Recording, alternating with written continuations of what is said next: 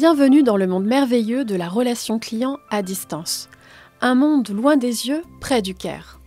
Distance et care, deux notions qui semblent paradoxales et pourtant elles sont le cœur de notre métier.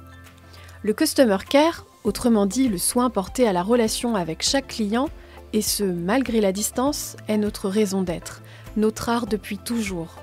Nous sommes Bluelink. Depuis plus de 30 ans, nous accompagnons de nombreuses marques dans leurs projets de relations clients à distance. À travers ce podcast, nous avons choisi de partager avec vous des sujets qui nous animent autour de l'expérience client au sens large, en donnant la parole à nos experts. Une myriade de sujets passionnants qui vous permettront de mieux appréhender les enjeux de la relation client à distance. Loin des yeux, près du cœur, votre podcast sur la relation client à distance, à écouter et réécouter si le cœur vous en dit. Bonjour et bienvenue chers auditeurs. Aujourd'hui, nous avons le plaisir de nous entretenir avec Camille Comte, responsable des projets stratégiques et du consulting chez Bluelink. Forte de ses 12 années d'expérience en matière de relations clients, Camille intervient dans deux principaux domaines. La gestion de projets comme le lancement d'un service client ou la mise en place d'un nouvel outil ou l'optimisation de processus, mais également le consulting où elle accompagne des marques désireuses de structurer leur service client ou d'améliorer leur expérience. Avec son équipe, chaque jour, elle s'évertue à répondre aux enjeux stratégiques des marques avec pour unique but de développer l'expertise et l'excellence de leurs services. Camille est donc un véritable couteau suisse avec une vision 360 sur l'ensemble des éléments structurants de l'expérience client. C'est pourquoi aujourd'hui, nous vous proposons un tour d'horizon des must-have d'un service client. Alors, quels sont les incontournables de la gestion de la relation client à distance ? Camille va nous le dire. Bonjour ma chère Camille. Bonjour Mathilde. Peux-tu nous éclairer ? Dis-nous tout et commençons par le commencement si tu veux bien. Une marque qui souhaite structurer son service client doit en premier lieu évidemment définir une stratégie ambitieuse mais réaliste. Quel pourrait être le point d'entrée dans la définition de cette stratégie ? Merci Mathilde. Alors je dirais qu'évidemment, la stratégie passe d'abord par s'interroger sur le comment, c'est-à-dire déterminer les moyens de communication que la marque souhaite mettre à disposition de ses clients. Aujourd'hui, 70% des clients français contactent le service client par téléphone. Il s'agit donc du média le plus utilisé selon le SP2C. Alors oui, juste pour nos auditeurs, je précise que c'est en effet ce qui ressort du dernier rapport du SP2C, donc le syndicat professionnel des centres de contact. Le SP2C produit un rapport annuel qui dresse un état des lieux du marché de l'externalisation de la relation client en France. C'est exactement ça. Il y a évidemment d'autres canaux de communication que la marque peut choisir en fonction du profil de ses clients. Le canal email reste important, mais il décline au profit de nouveaux médias, tels que les réseaux sociaux. On peut faire un point sur WhatsApp. WhatsApp, c'est un média qui est de plus en plus plébiscité, notamment par les clients les plus jeunes. Pourquoi ? C'est un média qui permet un contact instantané par l'envoi des messages, mais aussi d'être contacté immédiatement par le téléphone si le client en a besoin.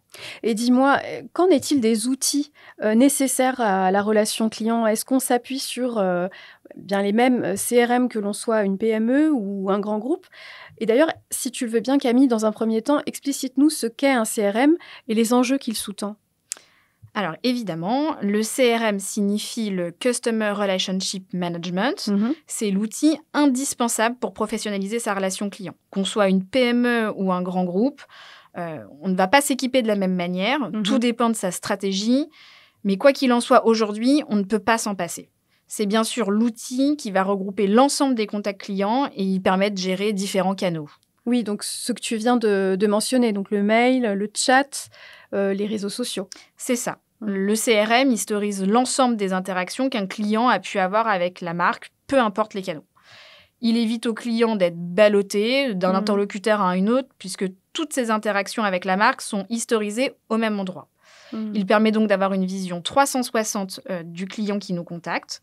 Ces informations sont précieuses et donnent les clés à l'ambassadeur pour personnaliser ses interactions et améliorer la satisfaction du client. D'un point de vue plus technique, on peut le considérer comme un outil de ticketing. Ça regroupe l'ensemble des interactions, ça organise les flux pour mieux les repartir, selon certains critères, des critères qui peuvent être de langue, de compétences, des horaires, des zones géographiques. Il fait gagner en productivité pour la marque. D'accord. Donc, le CRM, c'est l'outil qui centralise l'ensemble des contacts clients. Est-ce qu'il a d'autres fonctionnalités? Alors oui, il a plein de fonctionnalités, le CRM. L'outil de CRM, il dispose notamment d'intégration de bases de connaissances pour permettre aux conseillers de rechercher des processus ou les informations produits. C'est toutes les informations qui permettent aux conseillers d'apporter la réponse la plus précise au client. Une autre fonctionnalité qui est intéressante de mentionner, c'est la mise à disposition des modèles de réponse qu'on appelle les templates. Ouais. Ça permet à l'ambassadeur d'être plus efficace et surtout de se focaliser sur des tâches à plus haute valeur ajoutée. Et il me semble qu'il y a un autre sujet lié au CRM que tu abordes régulièrement avec les marques que tu accompagnes. Oui, en effet, l'incontournable sujet du reporting qui est indispensable. On pourrait dire qu'il y a 2 raisons principales.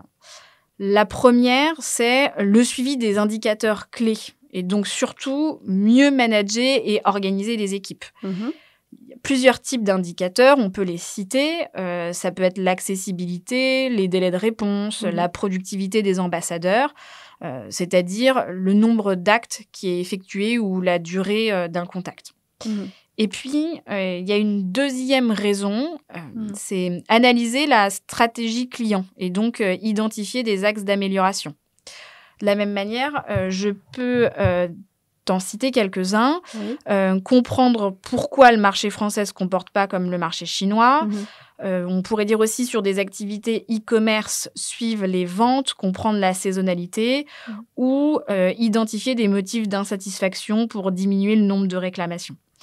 Le CRM, c'est un moyen pour mieux piloter l'activité du service client et affiner sa stratégie. Intéressant. Et dis-moi Camille, est-ce que nous avons évoqué l'ensemble des outils ou process nécessaires à une bonne relation client?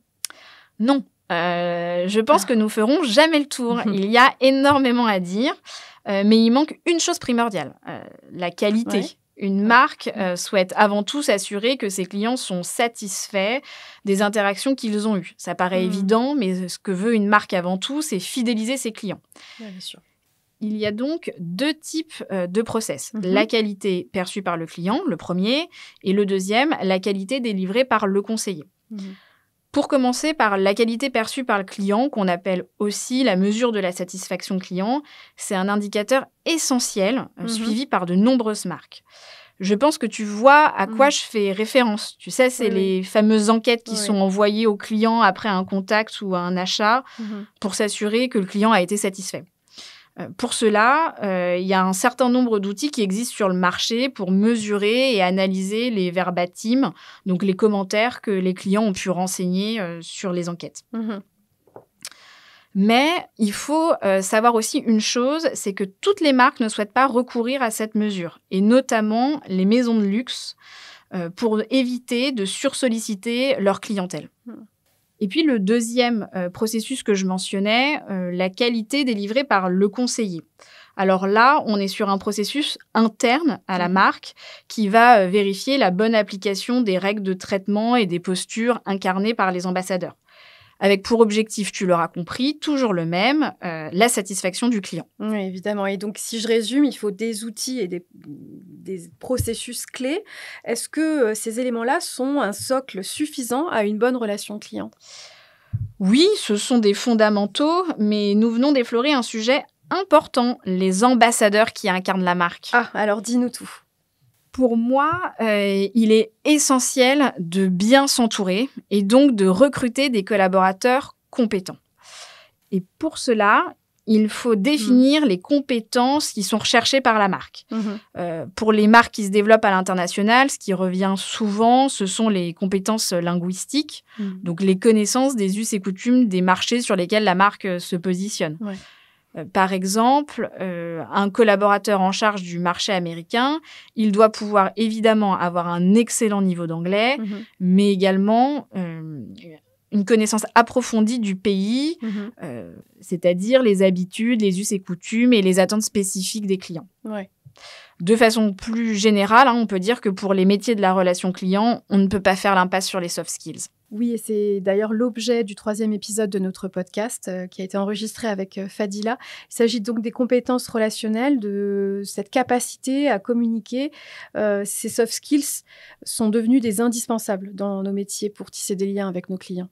Ah oui, les soft skills sont cruciales pour les métiers de la relation client et il est important de disposer de ces compétences relationnelles. Après, tout s'apprend, se cultive. Il y a des formations qui peuvent être effectuées sur les fondamentaux de la gestion de la relation client ou sur la gestion des conflits. Mais quand même, il est important de disposer de ces compétences relationnelles. Et donc, une fois qu'on a constitué une équipe de talents relationnels, il faut les accompagner pour atteindre la meilleure performance ou qualité dont nous avons parlé. Exactement. Pour que les ambassadeurs puissent se dépasser et faire vivre la meilleure expérience possible aux clients, il faut impérativement que le management puisse donner la direction et l'impulsion. Pour moi, le management donne le cap. Il débriefe, il coach les ambassadeurs pour qu'ils puissent être plus précis dans la gestion des cas clients. Il partage les bonnes pratiques afin de personnaliser les contacts. Bref, il guide vers l'excellence relationnelle. Le management, c'est pour moi un maillon central qui permet de faire remonter la voix du client auprès des marques sur des sujets sensibles ou des dysfonctionnements. Et tout cela permet une démarche d'amélioration continue. Essentiel. Et en conclusion, Camille, y a-t-il un message qui te tient à cœur en matière de care ? Oui, comme je viens de l'évoquer, pour moi, le care, c'est avant tout l'humain et l'ensemble des collaborateurs qui constituent la relation client, de près ou de loin. Donc, les ambassadeurs de marque en première ligne, mais aussi l'encadrement. Donc, le management, on l'a évoqué un peu plus tôt, et toutes les fonctions support. On peut citer les équipes informatiques ou les équipes en charge du recrutement. Donc, tous ces acteurs, ils se mobilisent chaque jour pour que la marque puisse rayonner et fidéliser chaque client. Pour mobiliser ces acteurs, il faut que les marques transmettent leur vision, qu'elles animent l'ensemble des collaborateurs pour faire vivre la meilleure expérience possible. Et ça se traduit notamment par l'acculturation des ambassadeurs. Les marques, elles doivent leur faire vivre la meilleure expérience produit, c'est-à-dire connaître le produit, connaître l'histoire de la marque, de la maison de luxe, faire vivre l'expérience client pour mieux les engager. Si je dois conclure, le care, c'est un homme ou une femme engagé par le management et la vision qui lui est transmise, et passionné par son métier et la marque qu'il ou elle représente. Merci beaucoup, Camille, pour cet éclairage 360. Et merci à toutes et tous pour votre écoute. À très bientôt pour un nouvel épisode de votre podcast « Loin des yeux, près du care ». Loin des yeux, près du care est un podcast imaginé et créé par Bluelink. Pour aller plus loin, rendez-vous sur notre site web et sur nos réseaux sociaux.